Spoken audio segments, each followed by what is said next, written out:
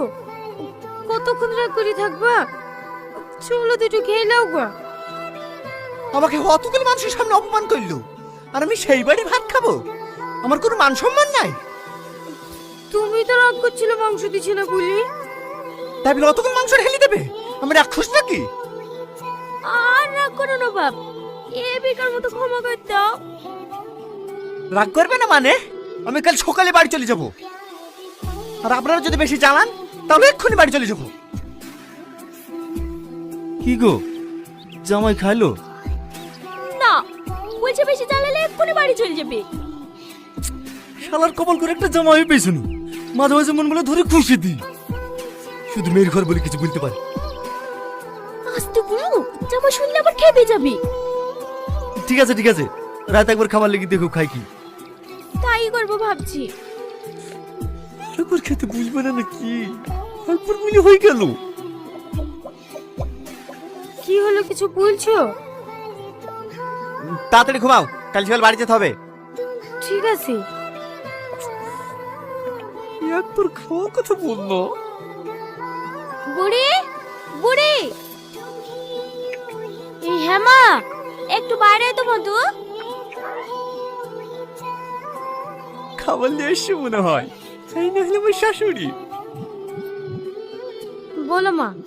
জামাই ঘুমিয়ে গেছে? শুয়ে আছে, এখনো ঘুমাইনি। দেখো দিনি, এভাবে না খেয়ে কেউ ঘুমায়? এই খাবারটা লেগে দেখা খাবে কি? না না মা, আমি কিছু বলতে পারবো না, জানোই তো রাগ কেমন। একবার বলি দেখ, আর না করবো না। তাই বলে হয়? আমি না একবার ডেকে দেখি। না না মা, তুমি যাও না, না হলে আবার এটা সেটা বলে অপমান করে দেবো। বুড়ি, খাবার দাবার সব ঢাকা থাকলো, খেতে লাগলে জামাইকে খেতে দিস। ওর যা রাগ, আজ খাবার ছুঁয়ে দেখবে না। কি করে? ওগো, শুনছো?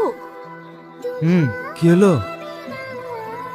হাঁস ঘরে কি আওয়াজ করছি, মনে হয় চোর ঢুকিছি। হ্যাঁ, চোর? জামাই তুমি?